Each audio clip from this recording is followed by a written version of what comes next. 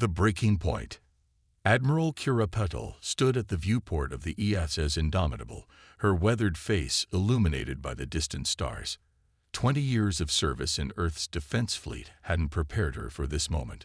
The holographic display behind her showed the devastating aftermath of the Drachnid Empire's first strike against humanity's outer colonies. They hit New Eden, Helios, and Artemis simultaneously, Commander Jackson reported, his voice tight with controlled anger. Civilian casualties are still being counted. The Drachnids had appeared 3 days ago, their massive warships emerging from hyperspace without warning. No demands, no negotiations, just immediate, brutal violence. They had clearly expected an easy victory against what they perceived as a primitive species. Instead, they had awakened a sleeping giant.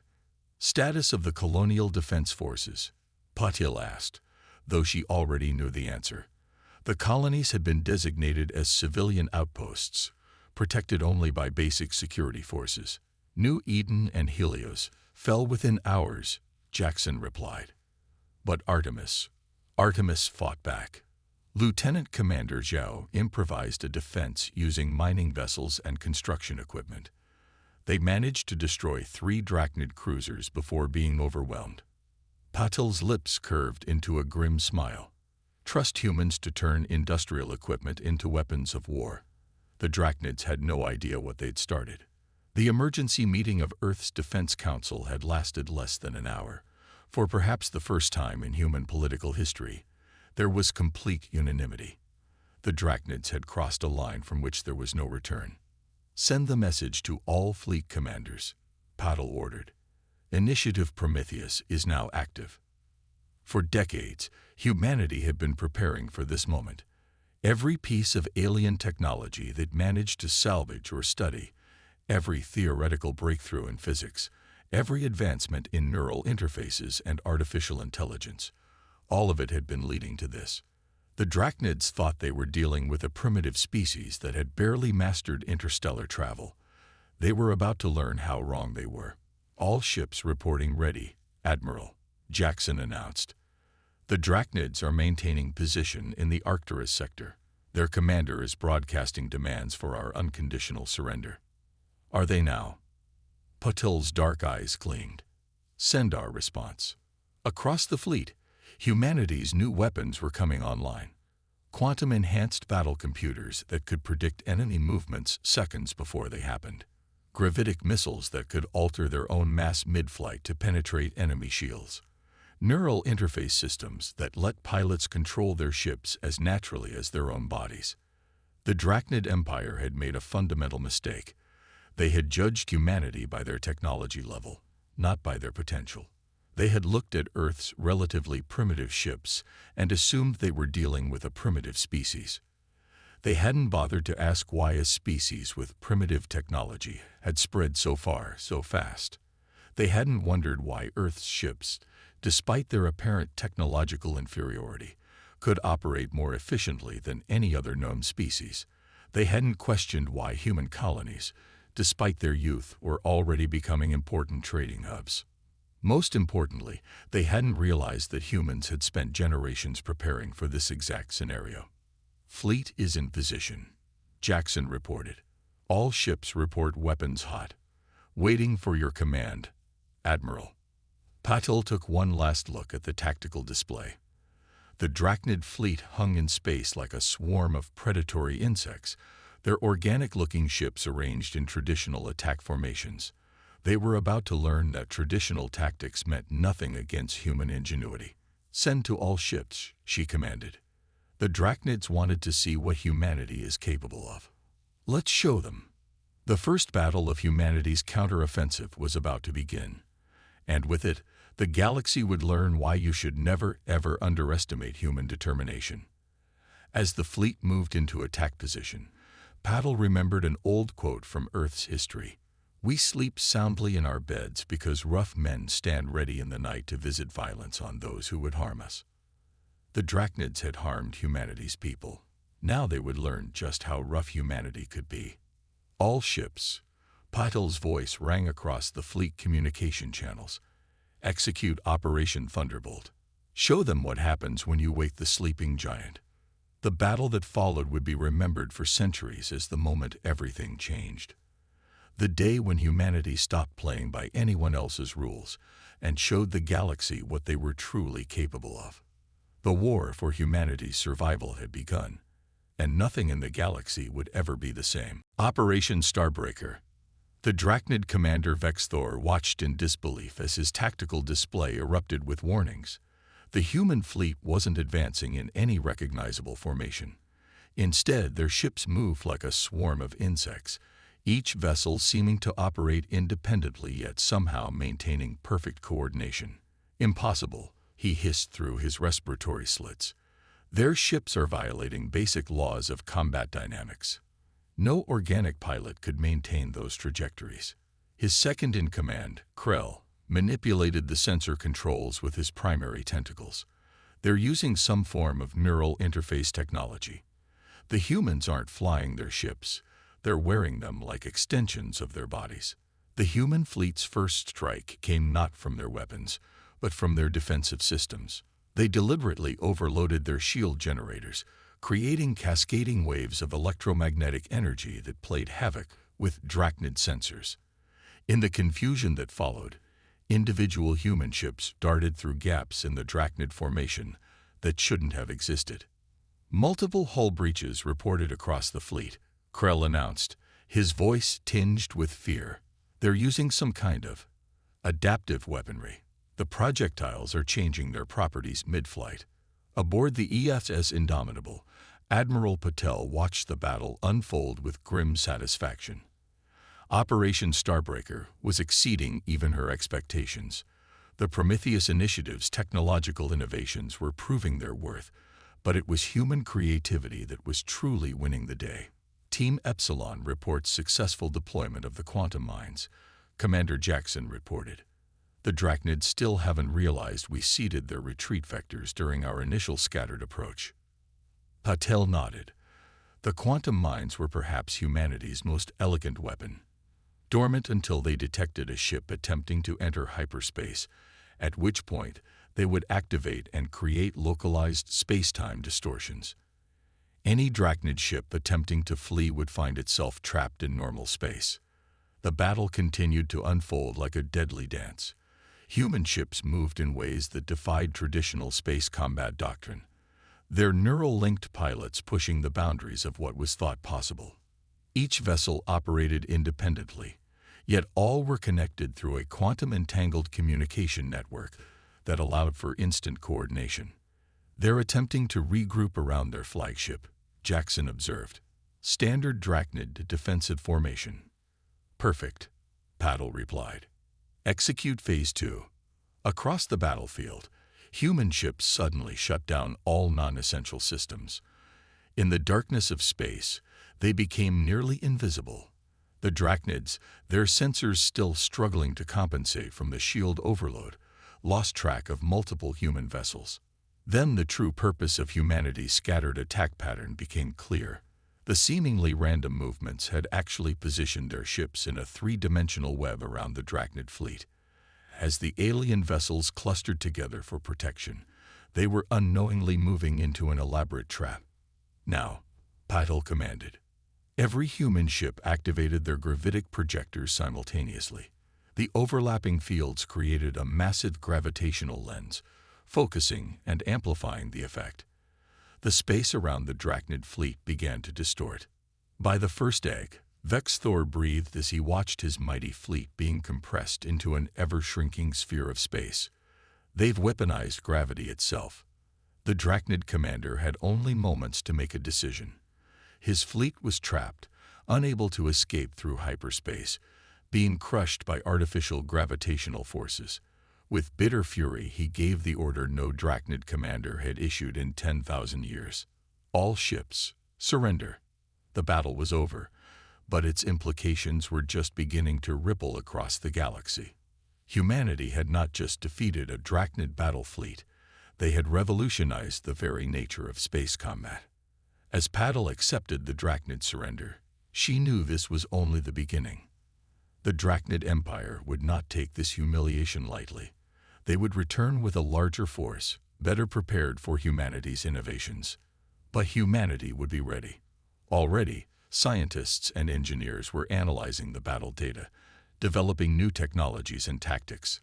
The neural interfaces would be refined, the quantum minds improved, the gravitic weapons enhanced. Send word to Earth. Patel ordered. Operation Starbreaker successful. Request immediate implementation of Phase 3.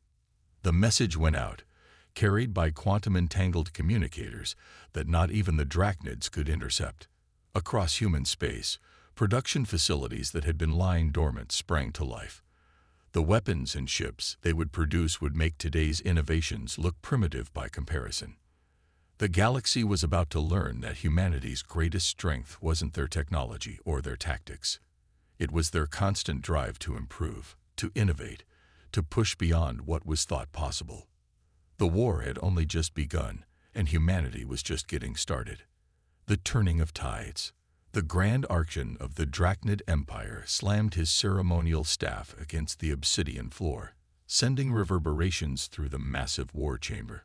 News of the fleet's defeat had spread through the Empire like a quantum shockwave, shaking the very foundations of their society's belief in their own supremacy. 3,000 cycles of uncontested dominance, he raged, his scales shifting to deep crimson, undone by primitives who had barely touched the stars.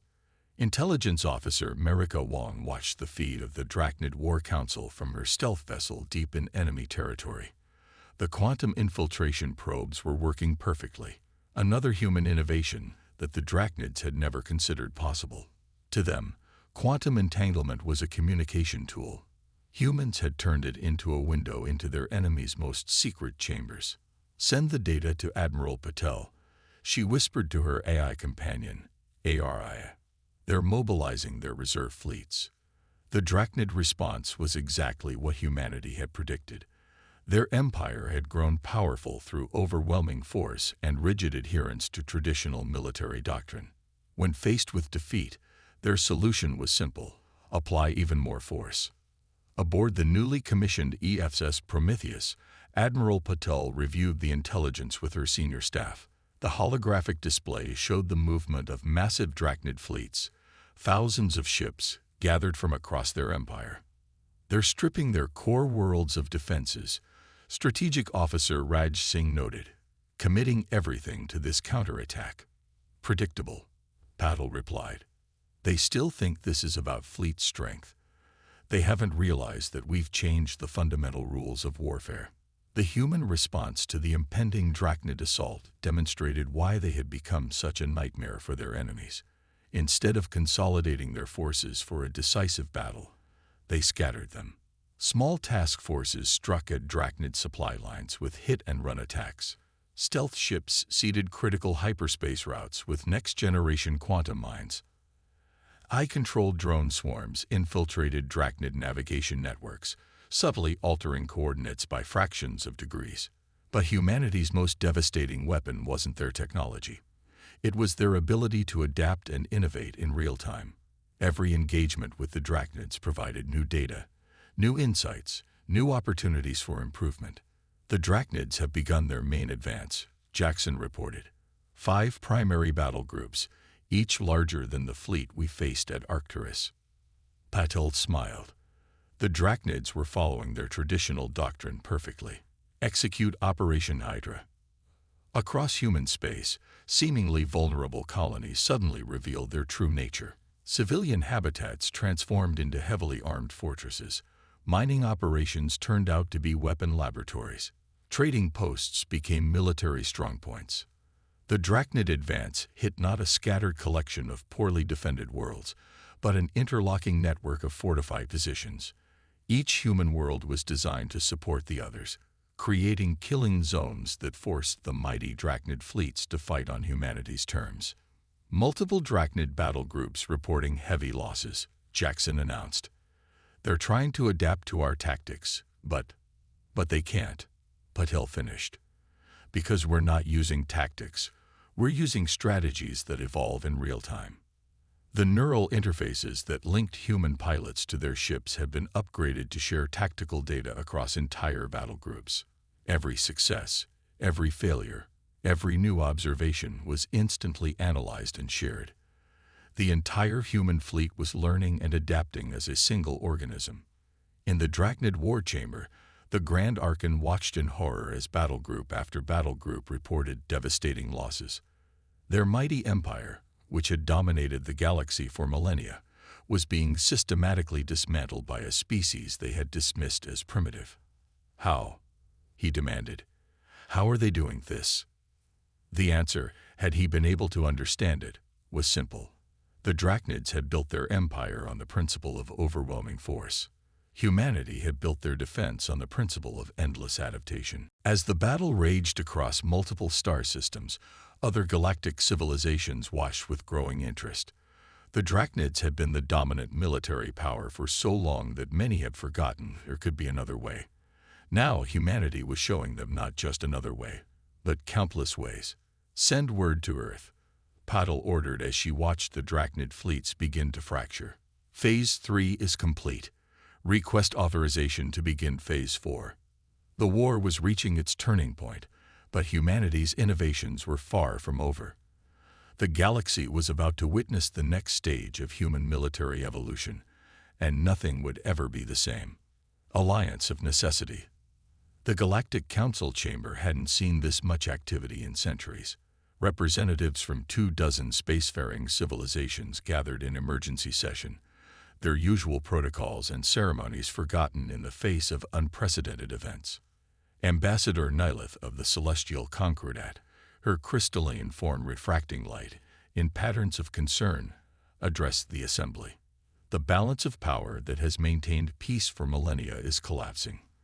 The Drachnid Empire's defeats at human hands have created a void, one that threatens to destabilize the entire galaxy. In the shadows of the chamber's upper tier, diplomatic officer Reyna Desai smiled quietly. Humanity's observers had been granted attendance rights but not speaking privileges, which suited their purposes perfectly. Sometimes listening was far more valuable than talking. The humans have demonstrated capabilities that defy conventional military doctrine, continued Ambassador Kavul of the hegemony, his tentacles writhing in agitation. Their adaptive technology, their unpredictable strategies, their ability to turn seemingly primitive tools into devastating weapons. And now they've done something even more unprecedented, interrupted Ambassador Nilith.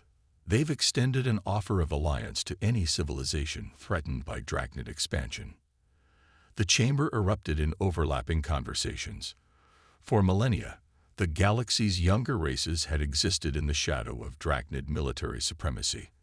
Now humanity was offering them an alternative, not protection, but partnership. Aboard the ESS Prometheus, Admiral Patel reviewed the diplomatic feeds with her new allies. The Auroran Federation, with their mastery of energy manipulation, had been the first to accept humanity's offer. The Sylvani Collective, experts in biological engineering, had followed shortly after. The Drachnids are marshalling their remaining forces for one final offensive, reported Commander Jackson, now sporting neural interface implants that glowed faintly beneath his skin.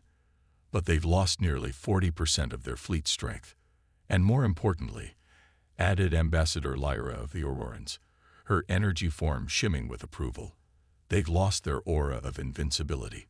Every defeat demonstrates that they can be beaten. The combined human-alien fleet assembled in the Arcturus sector was unlike anything the galaxy had ever seen. Auroran energy ships pulsed with power next to sleek human vessels. Sylvani bioships moved in perfect formation, with autonomous AI drones. Each species contributed their unique strengths, but it was humanity's adaptive combat systems that bound them together. The Drachnids are approaching, announced Strategic Officer Singh. Multiple exit points detected. They're attempting to surround our position. Patel nodded. Just as expected. Signal all ships. Execute Operation Unity. What followed was a display of military coordination that would be studied for generations. Human neural interfaces, enhanced by Auroran energy manipulation and integrated with Sylvani biological sensors, allowed the Allied fleet to fight as a single organism. Ships from different species complemented each other's strengths and covered each other's weaknesses. The Drachnid fleet, still fighting according to tactics developed millennia ago, found themselves facing an enemy that could adapt to their every move. When they concentrated their forces, they faced devastating swarm attacks. When they dispersed, they were isolated and defeated in detail. Message from the Drachnid flagship, Jackson reported, a note of satisfaction in his voice. They're requesting terms. The victory was decisive, but Paddle knew it was only the beginning. The galaxy was changing, old power structures crumbling, new alliances forming. Humanity had not just defeated the Drachnids, they had shown the galaxy a new way forward.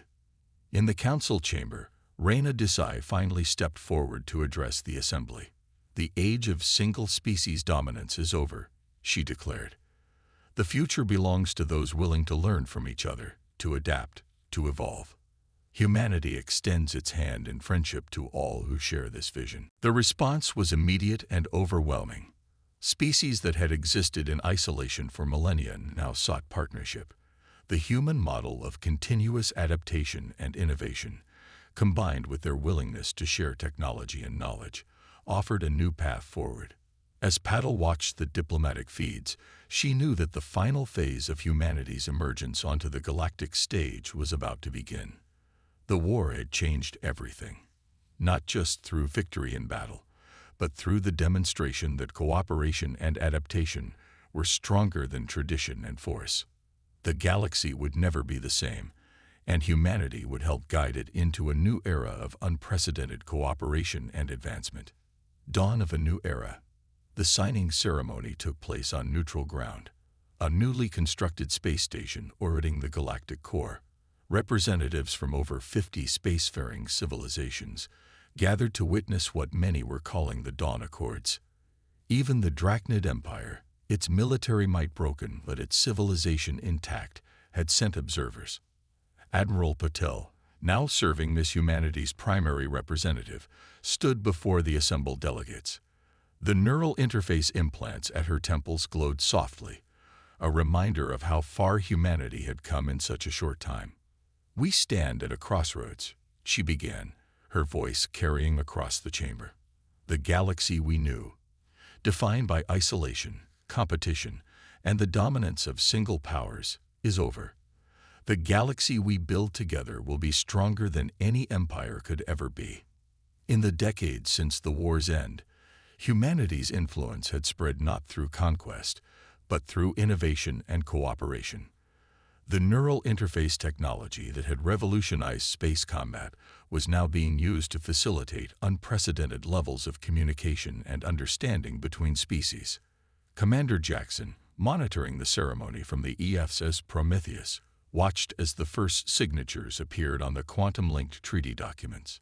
Each signatory nation committed to a new framework of galactic cooperation, open sharing of technology, joint defense initiatives, and collaborative research projects. "Incoming transmission from Earth Command," announced Araya, the AI system that had evolved far beyond its original parameters. The first joint research facilities are already coming online. The transformation of the galaxy had been remarkable. The Auroran Federation's energy manipulation technology, combined with human adaptive systems and Sylvani biological engineering, had opened new frontiers in science and exploration. The Drachnids, their military ambitions curtailed, had begun contributing their extensive knowledge of ancient technologies to the collective database. "The quantum archaeology teams have made another breakthrough," reported Strategic Officer Singh, now heading the Joint Scientific Initiative. "We've uncovered evidence of civilizations that predated even the Drachnid Empire. Their technologies, their achievements, they're beyond anything we imagined." But perhaps the most significant change wasn't technological at all. The neural interfaces that had given human pilots unprecedented control over their ships had evolved into something more, a means of sharing not just information, but experience and understanding across species barriers. The first interspecies neural link academies are reporting extraordinary success rates, Ambassador Lyra announced, her energy form pulsing with excitement. Students from different worlds aren't just learning to communicate. They're learning to truly understand each other. As Paddle concluded the signing ceremony, she reflected on the journey that had brought them here. What had begun as a war for survival had transformed into something far more significant, the birth of a truly united galaxy. The challenges we faced forced us to evolve, she told the assembled delegates. But it was our choice to evolve together, rather than apart. The weapons we developed to wage war have become tools to forge peace. The technologies we created for destruction now serve creation. In orbit above the station, the combined fleet of the new Galactic Alliance stood watch. Human ships flew alongside vessels from dozens of worlds, their crews linked not just by technology, but by a shared vision of the future. Final signature confirmed, announced Jackson. The Dawn Accords are now officially in effect. The chamber erupted in celebration, but Paddle's thoughts were already turning to the future. The galaxy was entering an unprecedented era of cooperation and discovery. The barriers between species were falling. The combined knowledge and creativity of dozens of civilizations were being brought to bear on the mysteries of the universe. And humanity, the species that had once been dismissed as primitive, had helped make it all possible, not through conquest or dominance, but through their unique ability to adapt, innovate, and bring others together. As the celebration continued, a message arrived from Earth's deep space exploration fleet. They had detected signals from beyond the galaxy's edge, signs of civilizations in neighboring galaxies. A new frontier beckoned, and this time, the species of the Milky Way would face it together. The war that had changed everything was over. The era it had birthed was just beginning. And the galaxy, united at last, looked to the future with hope and determination.